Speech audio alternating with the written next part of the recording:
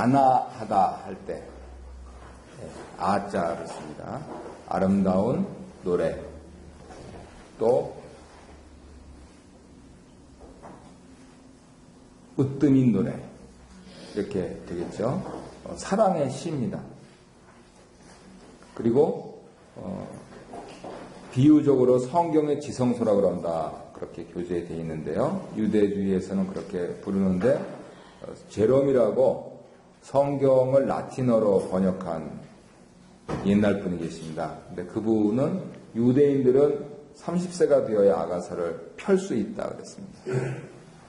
그 미성년자 관람 불가가 아니고 30세 관람 불가, 독서 불가 이랬다는 거죠. 솔로몬이 열왕기상 4장 32절을 보면은 1005편 노래를 지었는데 그 중에서 뽑은 것입니다. 이것을 해석하는 것은 기독교에서 보수적인 쪽하고 진보적인 쪽하고 조금 다른데요. 술람미라고 하는 그 지역이 나오죠. 그 술람미 여인에게 보낸 러블레터다. 누가 보냈을까요? 솔로몬이 보냈습니다. 그래서 책 제목이 Songs of Solomon 이렇게 하기도 하고 아니면 노래 중에 노래라고 이렇게 하기도 합니다. 그러면 이 술람미 여인이 누구냐 하는데 술람미 여인이 이 사람이다 말할 사람은 아무도 없습니다.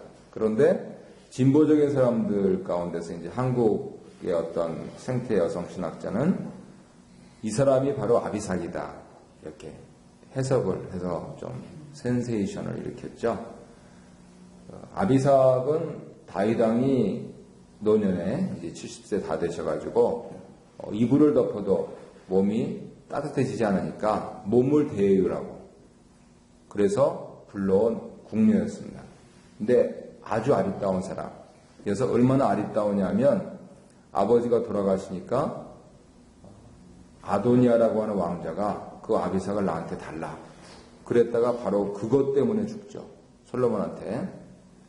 물론 왕이 계승을 둘러싸고 어떤 정략이 있는 것은 분명하지만 왕자가 탐낼 만큼 그렇게 아름다운 여인이었던 것 같은데 바로 그 아비삭이다 그러는 겁니다. 그러면 솔로몬이 앞뒤가 안 맞잖아요. 자기 형이 아비삭을 달라 그랬다고 그래가지고 제거를 했는데 자기가 아비삭을 그렇게 이렇게 노래를 하고 있다. 그런데 쭉 따져보니까 그렇다. 그러니까 뭐 그거는 그분 입장이고요. 그래서 이처럼 좀 진보적인 분들은 남녀 간의 사랑을 노래하고 있다. 우리 이 자리에 계신 분의 함자도 되는데 저기 성애에서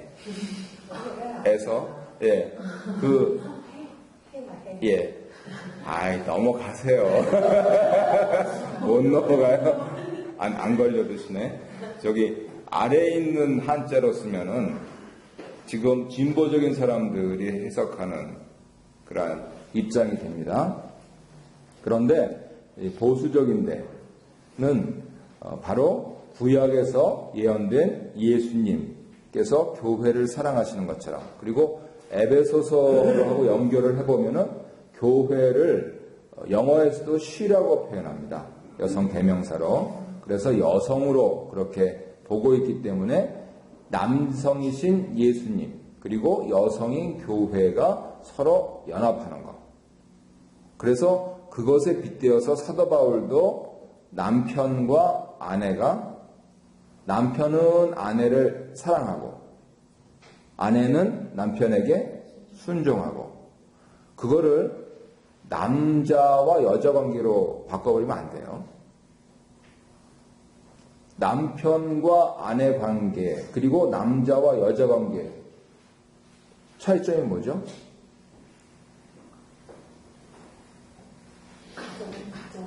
가정. 예. 가정을 이루는 핵심이 뭡니까? 예, 그 왔다 갔다 하지 마시고요. 예, 남편과 아내는 가정. 그러면 가정을 이루는 핵심은? 남편과 아내 얘기하지만 그 다음에? 사랑? 사랑? 가정이 아니더라도 우리 뭐 20대 젊은 남녀들, 요즘은 뭐 10대 애들도 서로 사랑한다고 길에서 그냥 구속. 구속. 구속을 조금, 그거는 좀 세속적인 말 같고, 구속을 좀 성경적인 말로 바꾸면,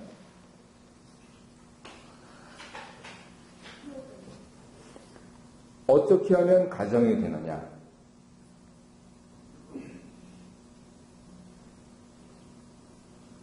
쉬운 말로 하면은요, 우리가 그때 하나님 앞에서 예했다.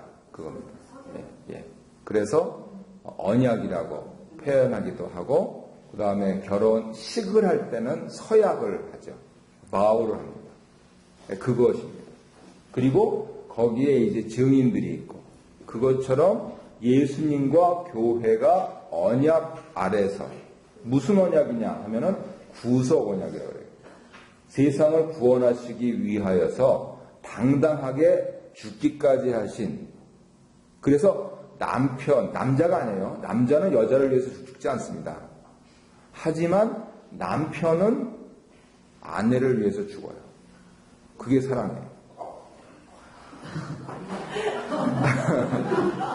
그리고 아내는 남편에게 순종 10%요?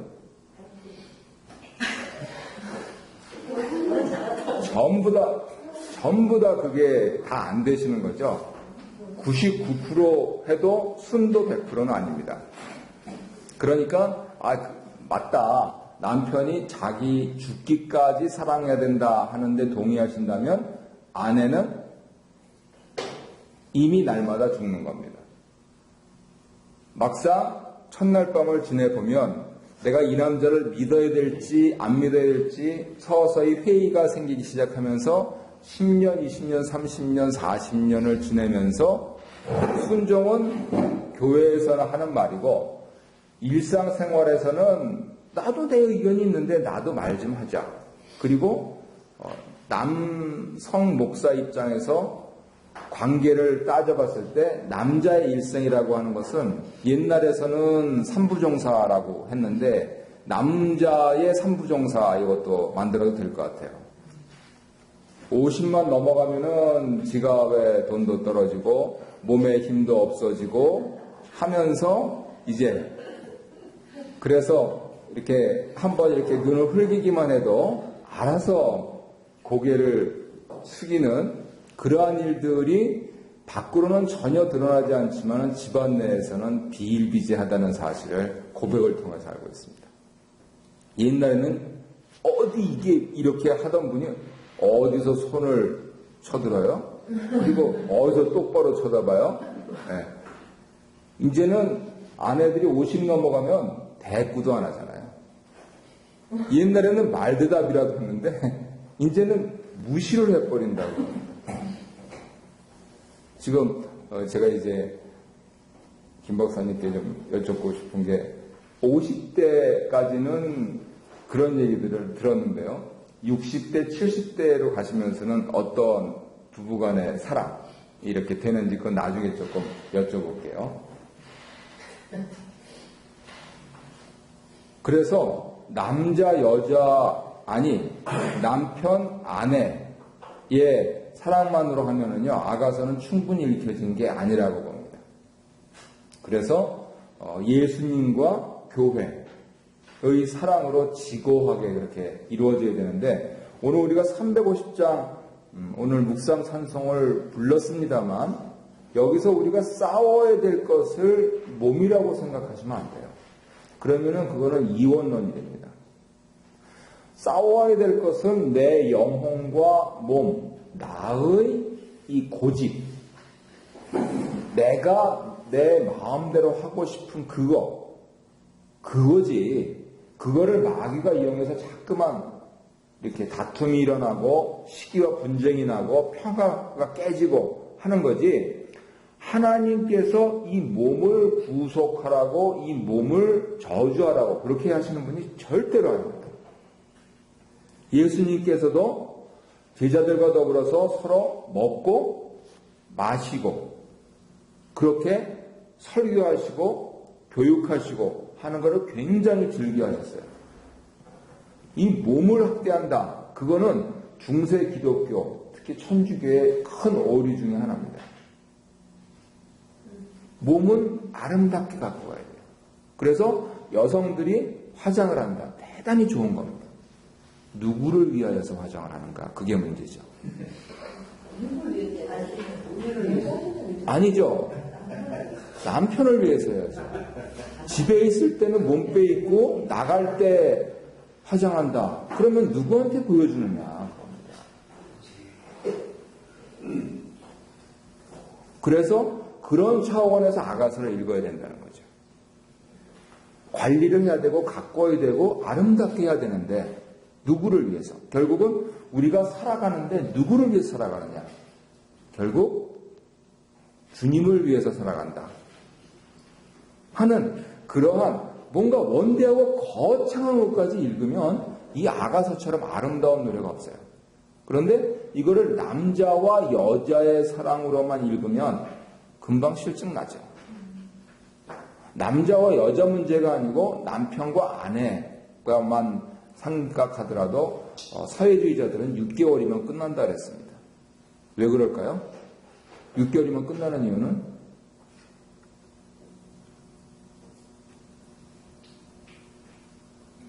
옛날 사회자들이 말했을 시절에는 산하 제한술에 대해서 별로 개념을 안 가졌기 때문에 6개월 되면은 아기가 배가 불러오거든요. 그러면 경험을 통해서 알고 계시듯이 그때 아내는요 엄마가 될 준비를 합니다.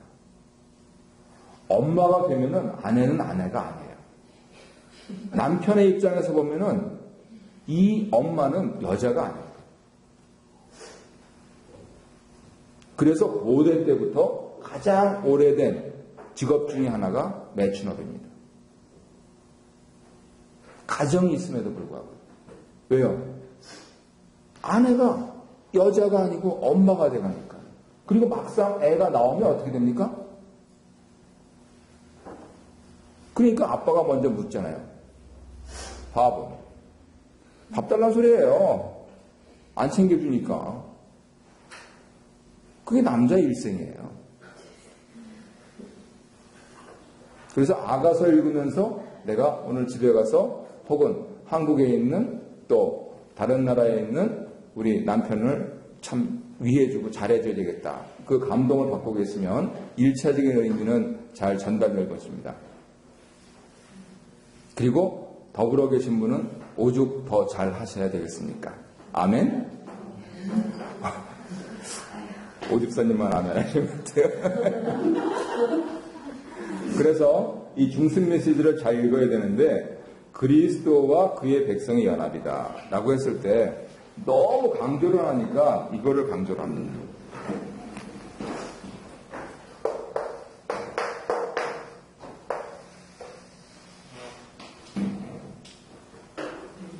네, 한국말은 참 재밌어요. 영어로 마음이 아니고요. 마음. 네, 여기 뭐 옛날에 이 자가 있었는지 모르겠습니다. 네, 근데 이거는 제가 잘 모르겠고 이것과 이것이 같이 간다. 오늘 찬송에서도 우리 마음을 계속 그러잖아요. 그것이 성경적으로 전제하고 있는 건 이겁니다. 그래서 그리스도와 교회가 서로 연합한다 라고 했을 때 이 차원을 생략하시면 안 돼요. 청교도들은 어떻게 교회 생활을 잘합니까? 그러니까 딱 두 자로 이렇게 정리했습니다. 주일 성수 11조. 근데 왜 그랬냐면요. 이것 때문에 그런 거예요. 그분들이. 나는 마음이 있어요. 그런데 그 자리에 없으면은 마음이 있는지 없는지 어떻게 알아요? 그렇죠? 근데 그 자리에 와 있는데 마음이 없는 것만큼 어처구니 없는 일이 없어요. 그러니까 주일날 예배를 드릴 때는 우리가 주일날에 예배당까지 왔으니까 정말 집중해서 목사님, 장로님, 집사님을 보는 게 아니고 하나님을 보고 가려고 집중해야 되는데 아이고 오늘도 또 설교 준비 안 했고, 기도가 저게 뭐고, 찬양은 좀 하나. 이렇게 되면 안 되는 거예요, 그게. 그런데 오케이. 와 있는 정성만이라도 사겠어요. 막 안 오는 거는 무슨 심사라는 거예요, 그렇지?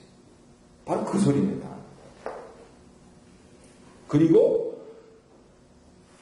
물질도 예수님께서 말씀하셨듯이 물질이 있는 곳에 뭐가 있다 그러셨습니까? 이게 있다 그러셨어요.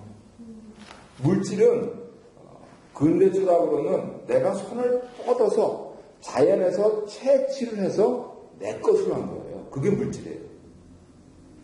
그 전까지는 뭐 이렇게 에덴 동산에서 따먹었을지 몰라도 그 이후부터는 열심히 그냥 왜 땅을 파는지 모르게 팠는데 근대 들어서 왜 땅 파니? 라고 따져보니까 이거는 위에 계신 분이 우리한테 이 몸을 주고 그리고 이 몸이 연장을 해서 저 땅을 경작하면서 그 땅에 수고하여서 얻은 것. 그러니까 이거는 천부인권이라고 했어요. 나한테 주신 것이다. 그러니까 여기서 내가 채취한 것은 나의 재산이고 내 거다라고 했어요. 그렇게 얘기한 사람이 존 너크입니다. 계약사상의 근거에서. 그런데 그렇게 해서 내가 받은 것들을 교인들이 이렇게 보니까 이거 위에서 주신 거라며. 땅, 창세기 읽으니까 땅이 저주 어쩌고 노동하고 수고하고 어쩌고. 맞다. 이게 내 거가 아니고 하나님이 나한테 맡기신 거구나. 내 몸이 뻗어나갔다 하는 것을 인정을 하면은 그렇게 해서 얻은 그 물질을 드린다라고 하는 것은 결국 내 몸을 드린다. 이렇게 이해를 한 거예요. 그리고 우리가 속한 캐나다 장로교는 의식이 뭐냐면 스티월드십입니다. 청지기. 그 비행기에서 이렇게 여승무원들을 여기다 이제 ESS 붙여가지고 여성으로 만들어 쓰잖아요. 그래서 그냥 이렇게 같이 해가지고 청지기 의식이에요. 내 몸이라는 거는 내게 아니고 하나님 건데 나한테 맡기셔서 내 책임하에 주셨다는 거예요. 그게 스티월드십입니다. 그러면 이 몸도 하나님 건데 나한테 맡기셨어요. 내가 어느 여자를 사랑해서 가정을 이루고 애들이 났어요. 그 아이들도 누구 겁니까? 하나님 거. 그런데 누구 책임하에서? 내 책임하에서. 내가 이 두 손과 두 발로 가서 열심히 일해가지고 월급을 받았어요. 누구 겁니까? 하나님 거. 그런데 누구 책임하에 됐어요? 내 책임하에. 그게 청지기 의식이에요. 그거를 가르치는 겁니다.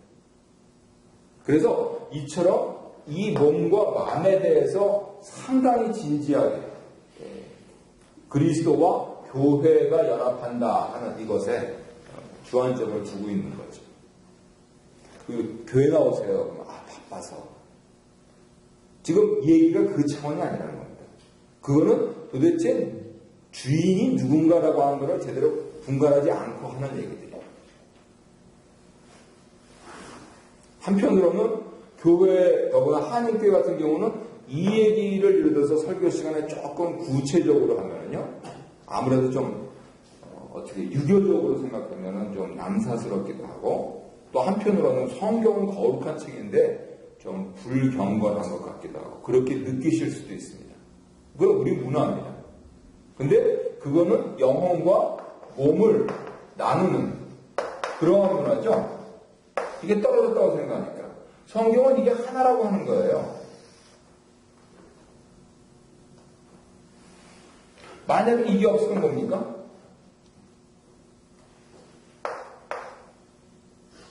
이게 없는 것들이 무슨 종류가 있어요? 이런 것을 우리가 이제 영물이라고 그러죠. 영물에는 천사, 또 천사가 타락해서 마귀, 이런 게 영물이에요. 뭐 졸개들, 뭐 어떤 분들은 이제 귀신 이렇게 하잖아요. 이게 없어요. 그래서 나중에 우리가 부활해서 새 몸을 받잖아요. 그러면은 천사들은 부리는 영으로서 사람을 섬깁니다. 물론 여기다 구속받은 사람. 구속받은 사람. 그러면은 얘네들은 뭘 합니까? 무적행에 지옥 불구덩이에 떨어져가지고 구속받지 못한 사람들을 죽어라 괴롭힌다. 이게 우리가 보통 갖고 있는 지옥관이잖아요. 그래가지고 거기는 구더기도 죽지 않는 곳이고 불에 탔다가 이제는 죽나 그랬더니 다시 해가지고 또 타고 뭐 그런다 그러잖아요.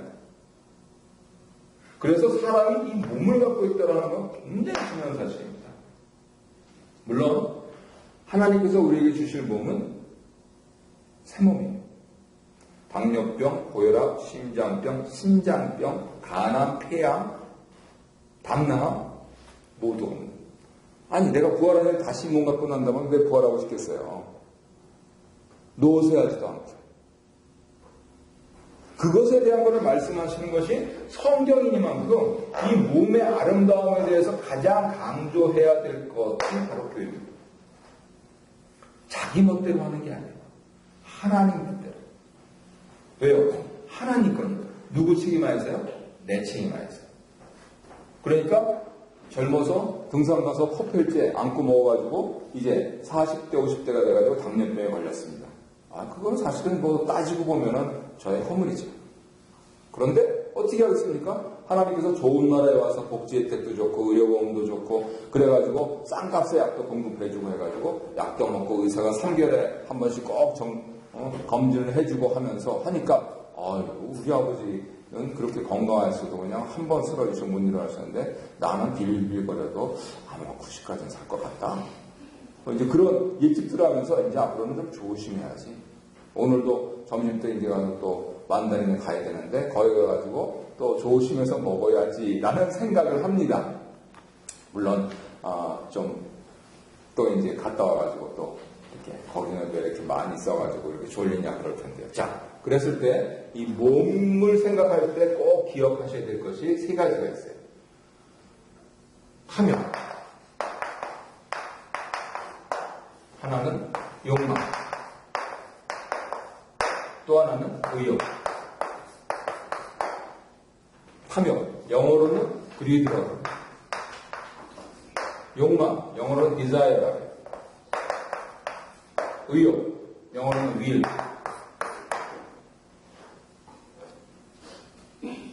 내가 살려고 하는 의지는 하나님께서 100% 권장하시는 거예요. 내가 남편을 위해서 아름다워지려고 하는 의지는 하나님께서 100% 권장하시는 거예요. 그런데 만다린에 갔습니다. 가고 싶어서 갔겠습니까? 네. 약속이 있어서 갔습니다. 그런데 음식을 보니까 저것도 설탕도 많고 콜레스테롤도 많고 근데 이상하게도 자꾸만 군침이 돌면서 저걸 오늘 먹지 말아야 되겠는데 어느덧 가가지고 짚고 있습니다. 네. 왜요? 몸이 시키죠. 몸이 지난번에 먹어보니까 그런 차원이 아니고요. 몸이 생각을 하는 거예요. 저거 맛있던데 가면서 하나 집었고 2개 집습니다. 그렇게 쌓여있는데도 욕심이 나요. 네. 거기서 이렇게 넘어가는 데가 이제 가서 저녁 안 먹지 뭐. 그렇게 하는 것이 이쪽입니다. 이거는 죄입니다. 이거는 애매해요. 그래서 한 10년 정도 된 것 같은데요. 어느 도사님이 지나가는 여성을 보고 참 이쁘네. 그러니까 수행자들이 도사님도 그런 말씀을 하십니까? 그러니까 메뉴판 못 보니까.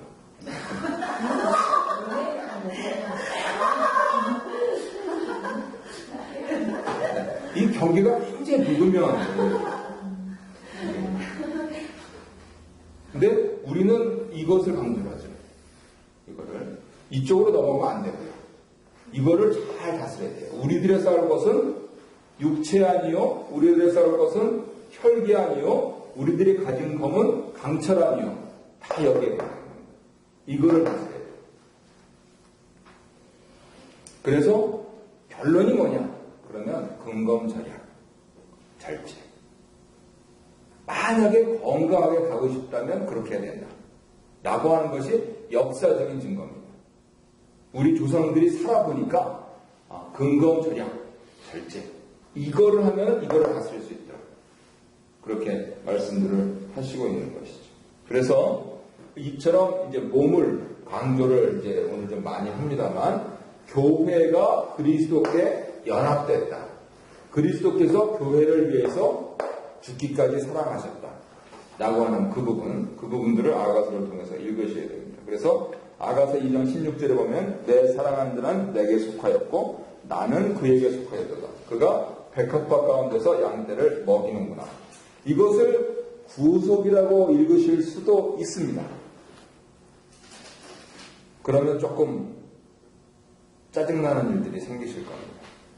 근데 이 부분들을 하나님 앞에서 그때 이해했다. 그러면 아무리 어려운 일들이라도 넘어갑니다. 안용선 집사님이라고 제가 누차 말씀드린 분이 있는데 그분은 참 불행한 분이었어요. 인터넷에서 한번 안용선, 용자 선자입니다. 개신교에서는 그걸 안 알려줬는데 카톨릭에서 그분 이야기를 발굴을 해가지고요. 결국은 결론이 뭐냐면요. 6.25 때 본인은 이제 피난 가고 깐난쟁이가 있어가지고 아내는 이렇게 못 빠져나왔는데 낙동강에서 이렇게 전투가 벌어질 때 포탄 소리 물려가지고 아내가 이렇게 실성을 하신 거예요. 그래서 결국 식구들을 찾았는데요. 그분이 실성해서 남은 평생 데리고 살았어요. 그래가지고 거천고등학교 전 선생님이 가셔서 야 정말 어떻게 이걸 사시냐 이렇게 하니까 그때 안 집사님이 전 선생님한테 그렇게 말씀하시는 거예요. 그때 내가 이해했어. 자기 살려고 피난 왔는데 그랬을 때 그 자기 자식 지키려고 남아있다가 하는 그 차원이 아니고요. 모든 게 그냥 다 하나님 중심으로 사시는 거죠. 그래서 평생 기도 제목이 우리 아내가 먼저 돌아가고 그 다음 내가 하나님께 가게 해달라고 그렇게 기도하셨는데 하나님은 그 기도도 안 들어주셨어요. 안 집사님이 먼저 가시고 1년 뒤에 그 부인이 가시고 그래서 성장입니다. 기독교에는 이런 인물들이 많이 있어요. 그래서 그런 부분들을 생각하면서 이 교회가 연합한다. 그러니까 우리가 연합한다. 이거를 이제 잘 생각을 해야 되는 거죠. 여러 가지 우리의 허물과 실수 그리고 부족한 점들이 있지만 이런 부분들을 배웠을 때 이제 이후로는 우리가 그리스도를 생각하면서 승리하는 삶을 살아야 되겠다. 그것이 바로 교회를 다니는 사람들이 해야 될 일입니다.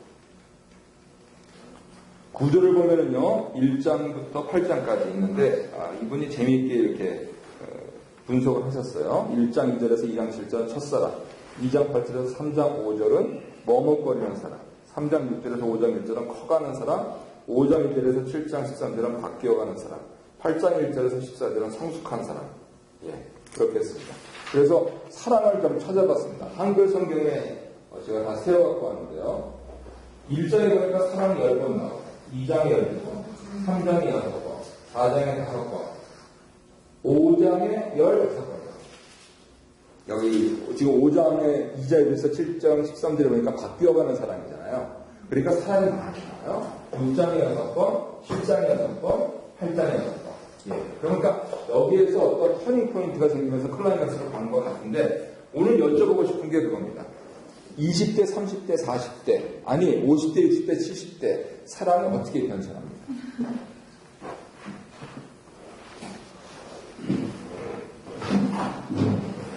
그 사람이 다 합해 60몇 번이더라고요. 네. 성경 66번 나오고. 네, 장로님도 그렇게 정리를 하셨네요. 나의 삶에 있어서 20대는 누구나 뭐 정열적인 사랑이죠. 30대는, 40대는 그 이유는 어떠신가요? 맹목적 사랑에서 숙명적 사랑, 운명적 사랑하고. 맹목적 사랑에서 숙명적인 사랑이요? 그 다음에 운명적인 사랑. 지금 장로님께서는 운명적인 사랑으로 가 계시다는 말씀이네요.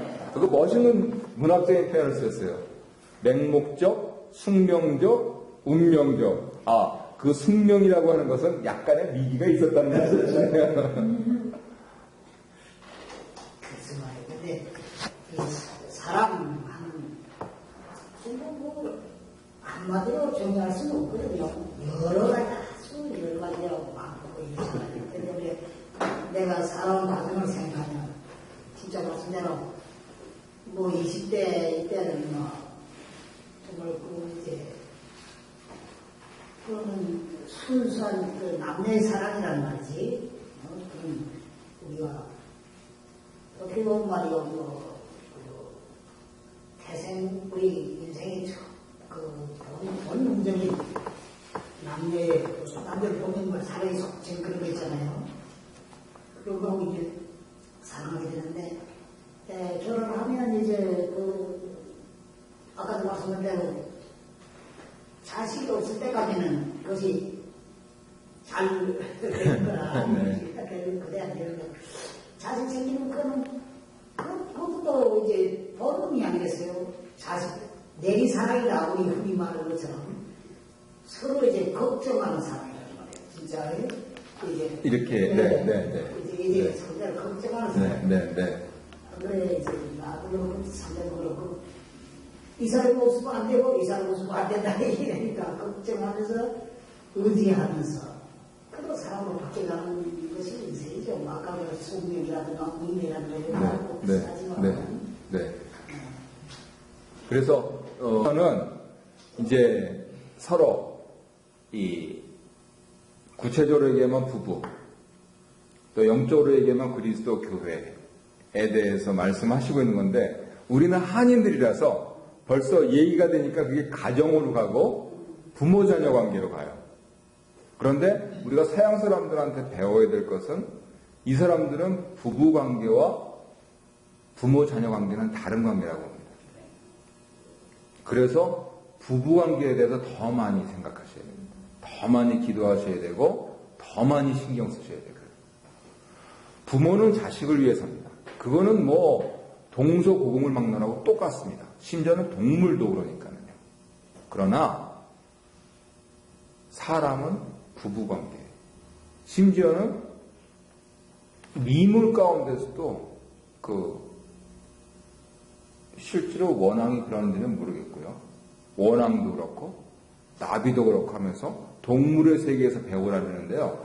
철저하게 자기 배우자를 챙기는 겁니다. 이 사람이 최우선입니다. 그리고 그 다음에 부모, 자녀, 그리고 우리 가족과 남의 가족, 이렇게 범위가 나가는 게 순서라는 거예요. 그 우리가 캐나다에 와서 연습해야 될 내용입니다. 캐네디언들한테 배워야 됩니다. 심지어는 비신자들한테. 그래서 그런 차원에서 다른 성경 이제 세 가지만 말씀드리고 끝내도록 하겠습니다. 아가서와 시편 45편을 보면은 시간이 많이 가서 다 읽을 수는 없고요. 45편 6절, 7절 정도에 보면은 왕의 모든 옷은 몰약과 침향과 육개의 향기가 있으며 상하궁에서 나오는 현악은 왕을 즐겁게 하도다. 왕이 가까이 하는 여인들 중에는 왕들의 딸이 있고 왕은 오빌의 금으로 꾸미고 이렇게 하면서 쭉 내려가서 왕의 딸은 궁중에서 모든 영화를 누리니 그의 옷은 금으로 수놓았도다. 수놓은 옷을 입은 그는 왕께로 인도함을 받으며 시종하는 친구 처녀들도 왕께로 이끌려 갈 것이라. 그러면서 왕의 노래를 하고 있습니다. 교회가 왕이신 하나님께 이렇게 사용받는다면 교회에 다니는 사람들이 받을 복은 지복입니다. 그런데 교회가 하나님 보시기에 아름답지 못하면 교회에 다니는 사람들 참 불쌍한 사람들. 그 부분들을 고려를 하셔야 되고요. 아가서하고 고린도후서 11장 1절 2절 보겠습니다. 원하건대 너희는 나의 좀 어리석은 것을 용납하라. 청하건대 나를 용납하라. 내가 하나님의 열심으로 너희를 위하여 열심을 내노니 내가 너희를 정결한 처녀로 한 남편이 그리스도께 드리려고 중매함이로다. 그래서 유교의 영향을 받은 한국 기독교 입장에서는요. 정결한 처녀로 한 남편인 그리스도께라고 했을 때 지금 제가 서두부터 계속 강조한 이 몸의 신앙 이거를 꼭 기억하셔야 됩니다. 우리가 자꾸만 자식으로 가는데 내 배우자는요 기본적으로 성애입니다. 그 안에 반드시 섹슈얼리티가 있고요. 그 안에 반드시 바디가 있어요. 그거를 생각하셔야 된다는 거예요. 그리고 다음에 퓨리티. 그런데 우리는 그거를 거두절미해가지고 더구나 장로교는 퓨리티 이것만 자꾸만 가르쳐요. 우리가 서로 뭐 딴짓 안 하면 됐지. 아니고요. 사랑해야 돼요. 어떻게 사랑해요? 우리의 영혼과 우리의 몸으로 사랑해야 돼요. 우린 천사들이 아닙니다. 우린 사람이에요. 그래서 영혼과 몸으로 그냥 여지껏 살아왔는데 이게 아니고요. 사랑하라는 겁니다. 그러면 사랑의 키포인트가 뭐냐? 하나님 분들 에베소서 5장 25절과 27절 이렇게 되어 있습니다. 남편들아 아내 사랑하기를 그리스도께서 교회를 사랑하시고 그 교회를 위하여 자신을 주신같이 하라. 이는 곧 물로 씻어 말씀으로 깨끗하게 하사 거룩하게 하시고 자기 앞에 영광스러운 교회로 세우사 티나 주름 잡힌 것이나 이런 것들이 없이 거룩하고 흠이 없게 하려 하심이라. 이렇게 되어 있습니다. 자, 거룩이 뭡니까? 그래서 우리는 퓨리티를 생각해요. 그런데요. sexuality and purity 라고 한다면 거룩이 뭔가요?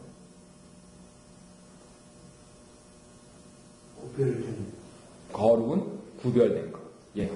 왜 구별됐냐면 바로 하나님을 생각해서 그렇습니다. 하나님을 생각했어요. 그래서 사도 바울도 잠깐 기도할 틈을 얻기 위하여 분방하고 그때가 아니면 꼭 합방해라 이렇게 말씀을 우리에게 전해주시고 있어요. 그 고대 시대에 워낙 고린도 그 세속 문화가 판을 치니까 그거를 부부들이 서로 챙기지 않으면요 어떻게 될지 알 수가 없다는 겁니다. 그리고 몸이 떨어지면 마음이 떨어져요. 그거는 사람이 몸을 갖고 있어서 몸의 한계 때문에 그렇습니다. 그런데 결국은 사랑이 뭐냐? 이 질문으로 이제 돌아왔을 때 최종적으로 드릴 수 있는 말씀은 우리가 고린도전서 13장에서 발견할 수가 있습니다. 20대 정열적인 사랑, 30대 안목적인 사랑, 40대 자랑하는 사랑. 그것을 장로님은 숙명이라고 말씀하셨고 그 다음 50대, 60대, 70대 들어가면서 운명 혹은 서로 걱정해주고 또 정성을 다해주고 하는 그러한 것인데 결국은 사랑이 뭐냐라고 했을 때 사도 바울이 고린도에서 13장에서 15가지 벌추를 얘기를 합니다. 근데 특이한 것은요. 그 15가지 아마 4절부터 7절에 나와 있을 텐데요. 그거를 거론하시는데 15개 그거를 앞뒤 똑같은 걸로 감싸서 말씀을 하시는 거예요. 1번부터 15번까지 말씀하셨는데 이거하고 이게 똑같습니다. 뭡니까?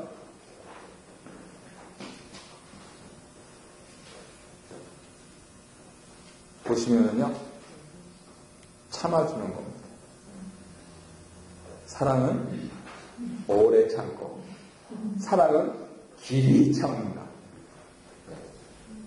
그래서 결국은 정열도 없어. 심지어 어떤 분은 좀 과장해서 마음도 없어. 네. 참아줍니다. 화병 난다. 네. 내가 화병 나서 먼저 가더라도 참아주면 사랑입니다. 그래서 그런 차원에서 성경에 말씀하시는 사랑, 더구나 우리가 이제 벌써 작년 다 지나시고 이 인생의 후반기 들어가시는 분들이니까 그런 차원에서 내가 얼만큼 나의 배우자, 나의 가정, 그리고 교회에 대해서 참는가 하는 거 이거를 잘 생각을 해보시면 의지적으로 사랑하실 수가 있어요. 그래서 우리 손보호 교수님 오셔가지고 그렇게 의지 그러신 겁니다. 사랑하는 것은 의지입니다. 그래서 의지적으로 우리 여러 가지 허물과 죄가 많은 우리들 인생이지만 내 남은 생에는 거룩하신 하나님을 좇아서 의지적으로 사랑하며 살겠다. 그리고 그 가운데 조금 휴가도 가시고요. 또 여행도 가시고 그러면서 다시 부부애를 돈독하게 그렇게 하시면서 그것을 우리가 잘 관리해서 아름답게 키워드려야 되겠다. 이게 아가서의 총주제라고 말씀드릴 수 있습니다. 신학적으로는 지금 여기 앞에 적힌 5가지로 우리가 보는데요. 지금까지 좀 말씀드린 교회와 그리스도의 관계 이렇게 따지는 게 상징적인 그런 것이 되겠고요. 죄송합니다. 그것이 비유적인 게 되겠고요. 상징적이라고 하는 것은 에스더처럼 아가서에 하나님이 안 나와요. 그런데 하나님이 자신의 백성, 자신의 신부를 어떻게 사랑하셨는가 라고 빗대는 겁니다. 그게 상징이잖아요. 그것이고 드라마 같은 경우는 술람미 여인 구체적인 어떤 기억까지 나왔을 때 거기에 드라마타이즈 하면서 아주 5장부터 더구나 사랑이 많이 나오는 이유가 거기에 아주 극적인 반전들이 생기면서 결국은 이게 성숙해간다는 거죠. 그러면 지금 결론적으로 말씀드렸던 성숙한 사랑의 키포인트는 뭐냐? 바로 고린도서 13장을 보면은 잘 참아주는 것. 그리고 의지적으로 내가 먼저 하는 거다. 네가 먼저 해가 아니고 내가 먼저 하는 거다. 이렇게 말씀드릴 수 있겠죠. 문학적으로 얘기하는 것은 이제 왕의 궁궐에서 일어나는 그러한 측면에서 특별히 남녀 성에 대해서 그다음에 제의적으로 하는 것은 위에 거룩할 성자를 썼는데요. 하나님께 결국은 우리들이 단정한 단아한 그러한 신부로 어떻게 되어줄 수 있을까라고 하면서 하나님께 예배드리는 것도 하나님을 진심으로 사랑하는 그런 마음으로 하는 것보다 더 숭고한 것은 없습니다. 주일날 예배당 문에 들어섰을 때마다 하나님 저 왔습니다. 내가 아무도 듣지도 않아요. 아무도 보지도 않습니다. 하지만 제가 문고리를 잡고 하나님 저 또 왔어요. 그러면 내가 하나님이라도 이쁘겠다. 그죠? 그래서 그렇게 우리를 하나님 앞에 드리는 그러한 것, 제의로서 그렇게 분석하는 것, 지금 5가지로 접근을 하고 있습니다. 질문 있으신가요?